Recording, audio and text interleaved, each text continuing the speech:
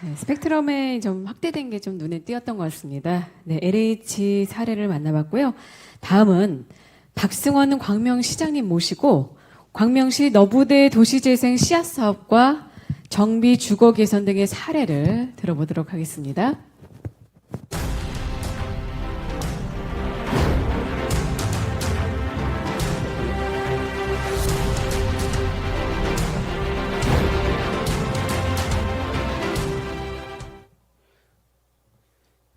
네, 안녕하세요. 반갑습니다. 광명시장 박승원입니다. 점심 맛있게 드셨습니까? 예, 매우 졸린 시간인데 10분 안에 끝내도록 하겠습니다. 광명이 도시재생 사업 시작한 지가 딱 2년 됐습니다. 한마디로 표현하면 되게 어렵고 힘들고 과연 주민들이 얼마만큼 포기하지 않고 갈까? 이 과정을 통해서 더 많은 갈등이 생기면 어떡하나. 지금 현재 제 심정이 그렇습니다. 동의가 되실는지 모르겠네요. 오늘 두 가지 말씀 드리려고 하는데요. 광명시가 너부대 도시재생 씨앗 사업을 하고 있는데, 도시재생 사업으로 행복주택 사업하는 것은 광명이 처음이라고 제가 얘기를 들었습니다. 작년 12월에, 기공식인가요? 착공식을 작년 12월에 진행했는데 현재 보이는 이 지역이 이 지역입니다. 이 지역인데 바로 옆에가 목감천이 흐르는 지역인데요. 해마다 비가 오면 항상 비가 이렇게 목감천이 범람해서 저 지역을 늘 침수해가지고 저 지역의 주민들이 늘 고통받고 있었던 지역인데 이 지역을 도시재생 씨앗 사업으로 진행해서 현재 진행을 좀 하고 있는 사업입니다. 그래서 저것을 하면 이렇게 바뀌는 건데요. 현재 저곳에 계신 분들이 약 70가구 정도 되는데 그 70가구 되는 분들의 이거는 저기 색깔은 안 나오나요? 그 옆에 이거는 색깔이 안 나오나요? 네.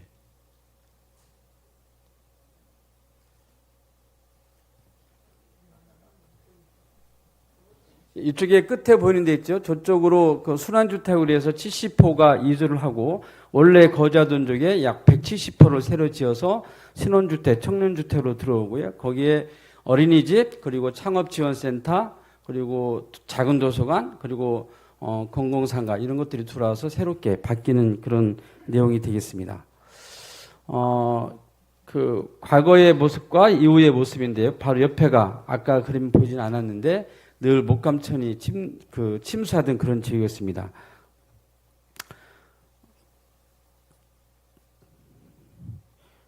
이거는 지금 현재 진행하고 있는 광명의 도시재생 사업에 대한 시스템에 관련된 부분인데요. 광명시 도시재생 지원센터가 있고 도시재생 지원센터 산하에 3개의 현장 지원센터가 있습니다. 근데 제가 취임하고 나서 처음에 도시재생 기획단을 구성을 했는데 기획단의 단장이 접니다. 기획단 단장을 시장으로 해놓으면 국토부 공모사업에 훨씬 유리할 것 같다라고 해서 했는데 2년 동안 하나도 공모사업에 당선이 못했습니다. 그래서 재조정하려고 하고 있습니다. 아까 사회 보신 우리 황영 교수님께서도 우리 도시재생 기획단에 참여하셔서 같은 많은 조언을 해주시고 계시고요. 그래서 저희가 도시재생 기획단을 만들어서 체계적으로 이 사업들을 진행하고 있고 너부대 아까 말씀드렸던 그곳의 현장지원센터하고 또 세터마을 현장지원센터, 광명 3동 현장지원센터 3개의 현장지원센터가 있는데요. 보이시는 두 곳의 현장지원센터는 광명이 23개의 뉴타운 지역이 있었는데 그 중에 12개가 해제되고 지금 11개는 뉴타운 사업을 하고 있습니다. 수도권 지역에 뉴타운 사업 하고 있는 지역이 없는데 광명은 사업성이 있어서 하고 있어요. 근데 문제는 해제된 지역에 대한 재정비 사업들이 필요한데 제가 취임하자마자 도시재생 사업 다 하겠다라고 선언하고 현장을 다 돌아다녔는데 그곳에 지금 주민협의체를 구성하고 현장지원센터를 만들어서 여러 가지 다양한 사업들을 같이 주민들과 진행을 하고 있습니다. 이것은 뭐냐면 광명의 자치대학을 저희가 새롭게 올해 개설을 하고 있는데 이 자치대학의 학과가 도시재생학과, 자치분권학과, 마을공동체학과, 기후에너지학과, 사회적경제학과입니다. 이게 단순한 평생교육 프로그램이 아니고 1년 동안 진행하는 거고요. 거의 대학의 에서 진행하는 프로그램과 아주 유사한 형태로 진행하고 한 과의 학생도 2, 30명 수준입니다. 즉 현장 활동가, 그 분야의 현장 활동가, 시민 활동가를 양성하겠다는 프로그램으로 해서 진행을 하고 있는데 1년 동안 이 도시재생 학과가 있고 나머지 4개과 포함해 5개 학과인데 사실상 다 연계가 있습니다. 마을을 추절해서 마을을 바꾸고 혁신을 하고자 하는 시민 활동가를 양성해 나가는데 도시재생과도 함께 하고 있고 이분들이 수업은 따로따로 하지만 워크숍을 통해서 계속 서로 만나서 지역 문제를 고민하는 구조를 해나가고 있습니다. 이런 과정들을 통해서 도시재생 사업의 모든 내용들을 그린 뉴딜에 담겠다라고 하는 그런 계획을 갖고 그 도시재생 사업 과정에서 그린 뉴딜 사업과 함께 추진하겠다는 그런 계획과 전략을 갖고 있습니다. 이것은 그동안 도시재생 기획단이 세미나와 토론회와 여러 가지 활동들 한 내용이고요. 이 사진은 그 도시재생 그 현장 주민협의체의 그 협의체 주민들이 직접 코로나19 상황에서 주변 지역에 대한 방역 활동을 꾸준히 해왔던 현장 사진입니다. 여기 도시재생 옥상 간 다음에는 제가 도시재생 협의체 회원들하고 같이 막걸리 한 잔 마시는 거고요. 이 자리를 주민들이 제일 좋아하시더라고요. 그동안 코로나 때문에 저희가 계속 그 주민들 교육이 무엇보다 중요해서 도시재생 관련된 온라인 대학을 계속 진행해 왔고요. 골목숲 집수리 학교 등과 같은 다양한 형태의 교육을 진행하고 있습니다. 현재 제가 간략하게 말씀드렸는데 저희 광명은 도시재생 사업을 시작한 지가 2년밖에 안 됐습니다. 그래서 실제로 세계 현장지원센터에서 주민들이 모여서 끊임없이 협의하고 토론하고 논의하고 방향을 모색하고 있습니다. 그런데 너무나 안타까운 것은 이게 그 도시재생에 대한 모든 사업들을 국토부가 또 LH가 함께 주관해서 하고 있습니다만은 제가 느끼는 것은 약간 어딘가 모르게 현장의 주민하고 좀 멀리 떨어져 있다, 괴리감이 있다라는 생각이 조금 듭니다. 그리고 언제까지 이 공모 사업에 계속 의존할 것인가에 대한 고민도 많습니다. 그래서 제가 내년도에 도시재생 특별회계를 100억을 세워서 자체적으로 이렇게 뭐래도 작은 사업이라도 자꾸 해서 경험을 쌓아보자라고 하고 있습니다. 그렇게 해야지만이 이분들이 좀 자신감을 갖고 할 것 같아요.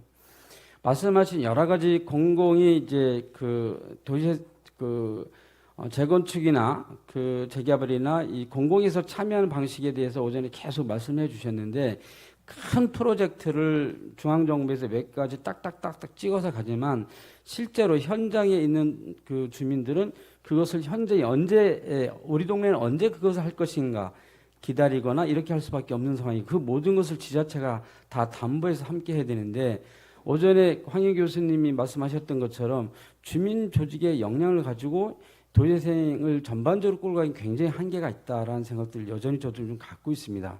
그래서 이 자리를 빌어서 좀 한 가지 제안을 드리고 싶은 것이 있는데 지자체를 좀 평가를 해서 그 지자체가 도시재생에 대한 의지와 역량이 어느 정도 되어 있는지 좀 평가를 해서 좀 예산을 특교세 형식으로 좀 내려주시면 지자체가 그 사업을 그 예산을 가지고 과감하게 큰 사업이든 작은 사업이든 좀 충분하게 경험을 하고 해봤으면 좋겠습니다. 그렇게 하고 난 다음에 국토부가 그 지자체의 도시재생 사업을 평가를 해서 야 여기 잘 되고 있어. 그러면 계속 그것을 진화할 수 있도록 오늘 계속 주제가 진화거든요. 진화할 수 있도록 단계적으로 계속 예산을 좀 이렇게 지원해서 갈 수 있는 방향을 한번 고민해 보면 어떨까. 그것이 만약에 진행이 안 된다고 한다면 계속 컨설팅을 해서 그것이 진화할 수 있도록 도와주고 그것이 지나가고 있으면 예산으로 좀 진화하고 이렇게 해서 실제로 주민들이 이 도시재생 사업에 대한 자신감을 갖게끔 새로운 그런 부분에 대한 검토를 했으면 좋겠다라는 말씀을 드립니다. 더불어서 한 가지만 더 말씀드리면 광명은 뉴타운 해제 지역이 11곳이 있습니다만은 사업성이 아직도 있다라고 판단하고 여러 이제 정비업체들이 참여해서 주민들한테 다양한 의견들을 제시하고 있습니다. 그런데 잘 아시는 것처럼 뉴타운을 하게 되면 그 지역의 정착률이 10%에서 15% 내외입니다. 우리 지역이 뉴타운 하고 있는 곳에 새로 조합원들이 재신청한 것을 보면 15% 정도밖에 안 됩니다.